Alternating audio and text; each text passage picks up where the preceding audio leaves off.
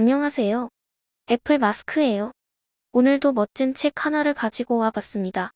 이 책을 읽으면서 지리하다고 말했습니다. 지인들에게 재밌는 소설을 추천해달라고 했습니다. 감히 인생을 적어도 당시에 자신을 송두리째 뒤흔드는 책이었으면 좋겠다는 당부도 덧붙였습니다. 감히 전반부는 지루했지만 중간부터 펼쳐지는 조난으로 차츰 흥미가 돋아가는 소설의 후반부로 내달렸습니다. 철석. 소설이 제 마음을 때렸습니다. 찰싹. 활자가 저를 핥히었습니다. 이런 소설을 읽다 보면 재능이란 정말로 따로 있는 것이고 다른 사람의 시간을 앗아가는 글 따위를 쓰는 것은 어쩌면 범법행위에 가까울지도 모른다는 뼈저린 절망감에 빠지게 됩니다. 왜 영화화가 되었는지, 왜 전세계적 베스트셀러가 되었는지 내내 의심을 품었던 제게 또 하나의 인생책으로 다가올 줄이야. 파이 이야기 1 중반까지 2013년에 개봉하였던 라이프 오브 파이라는 영화의 원작 소설입니다. 얼마 전 신문을 보다가 문학 잊지 않는 지도자의 꿈, 악몽낼 수도라는 제목의 기사를 봤습니다. 샵 정부 수반이나 기업 총수와 같은 이들이 책을 읽지 않으면 그들의 꿈이 나의 악몽이 될 수 있습니다. 비전을 제시해야 하는 그들이 가치 있는 꿈을 꾸려면 문학 작품을 읽어야 한다고 생각합니다. 캐나다 작가인 얀마텔이 첫 내한을 하며 했던 인터뷰입니다. 벤골 호랑이와 인도 소년의 표류 독특한 소재여서 꽤나 흥미롭게 본 듯하지만 흐릿한 것으로 퍽 인상 깊지는 않았던 모양입니다. 꿈을 운운하는 작가의 원작 소설은 어떨까 궁금했습니다. 책이 영화보다 더 많은 관념을 담고 있고 게다가 세세한 내용이 기억이 나지 않으니 더 잘 되었다 싶었습니다. 그렇게 손에 잡은 소설은 그다지 흥미롭지 않았습니다. 책의 3분의 1까지는 영화의 원작 소설이 맞나 싶어서 웹서핑을 다시 해볼 정도로 도대체 언제 표류하는지 답답할 지경이었습니다. 마침내 표류를 하지만 소설 속 묘사는 지루했습니다. 힌두교, 기독교, 이슬람교를 모두 믿는 16살 인도 소년 파이가 조난을 당해 가족들을 모두 잃고 겨우 살아남습니다. 구멍보트 위에는 하이에나, 오랑우탄, 벤골 호랑이, 그리고 소년 파이만이 숨이 붙어 있습니다. 하이에나는 오랑우탄을 잡아먹지만 벤골 호랑이한테 죽임을 당합니다. 덜덜 떠는 소년 파이는 어떻게 살아남을까요? 먼 미래의 구조를 떠나 자기 눈앞의 호랑이한테서 말입니다. 영화에 대한 기억이 나지 않아 책을 집어들기 전에 호랑이에게 어떤 신적인 것이 깃들어 있나 상상했습니다. 하지만 그런 것은 없습니다. 외려 파이는 호랑이를 길들이기 위해 고군분투합니다. 자신이 권력적으로 더 우위에 있고 내가 먹이와 물을 주는 존재다 라는 것을 각인시키기 위해서 말입니다. 파이가 믿는 신들은 왜 파이를 그런 곤경에 처하게 만들었을까요? 파이는 물고기를 잡아서 음식이 있을 때는 잔치를 벌릴 정도로 배 터지게 먹고 반대로 음식이 없을 때는 굶어 죽을 지경에 이른다고 한탄합니다. 모든 순간이 그렇습니다. 낮에는 더워서 차가운 물로 샤워를 하고 싶고 밤에는 오들오들 떨려서 따뜻한 담요가 그립습니다. 파이가 느끼는 극단적인 감정에 대한 묘사가 인상 깊습니다. 샵 상반되는 것 중 최악은 권태와 공포다. 우리 삶은 권태와 공포 사이를 왔다 갔다 하는 추다. 바다가 주름살 하나 없다.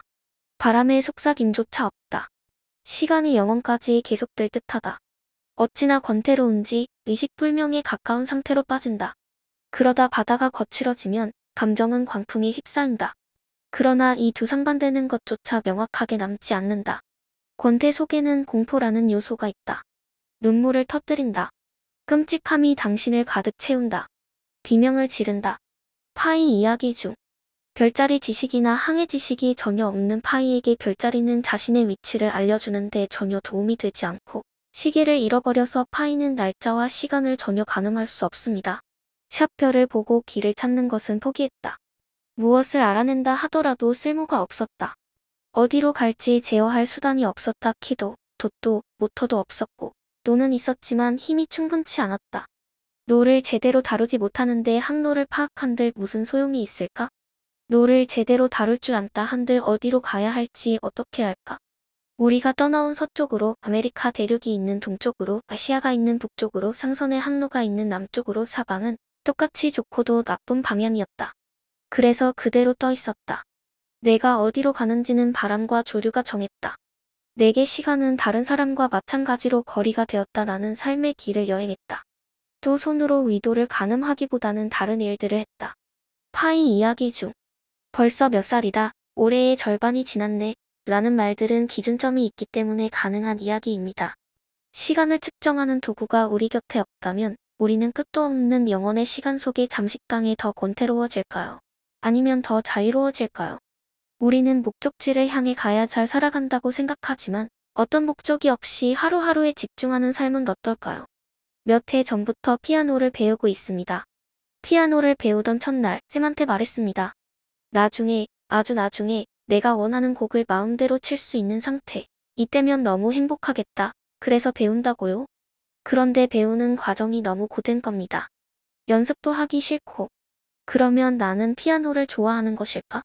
그렇다면 내가 정말 좋아하는 것은 무엇일까? 라는 생각을 오랫동안 했습니다. 문득 이런 생각이 들었습니다. 어쩌면 우리는 어떤 것에 도달해야 행복할 거라고 생각합니다. 인생에서 우리는 꿈과 희망을 가질 수도 있고 반대로 어떤 소망 같은 게 없을 수도 있습니다. 미래에 어떤 목적지가 있든 없든 인생이라는 것은 지금 일어나고 있는 과정이 아닐까요? 비록 어떤 것이 가령 피아노 연습이 고통스럽다고 느껴지고 적성에 맞나 라는 회의에 빠진다고 하더라도 그리고 가끔은 보상을 받는다고 어라. 갑자기 잘 쳐지네 같은 느껴지는 이 모든 점들이 인생이구나. 그런 점과 같은 시간들을 기꺼이 보듬어 안는 것이 인생이구나 싶었습니다. 이 중반 이후 결말. 자신이 조련했다고 생각했지만 자신의 몸집보다 몇 배나 큰 벤골 호랑이 앞발로 한 대만 맞아도 즉사할 것 같이 커다랗고 공포스러운 존재. 표류 중에 영양 부족으로 파이의 시력이 멀어가는 와중에 어디서 목소리가 들립니다. 처음에는 환청이라고 죽을 때가 다 되어 벤골 호랑이와 대화를 하고 있다고까지 생각했는데 대화를 해보니 표류와는 또 다른 남자였습니다.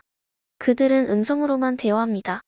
그 남자도 영양실조로 눈이 멀어서 서로를 볼 수가 없었던 탓입니다. 그 남자가 일어나서 다시 뗏목의 저편으로 걸어갑니다.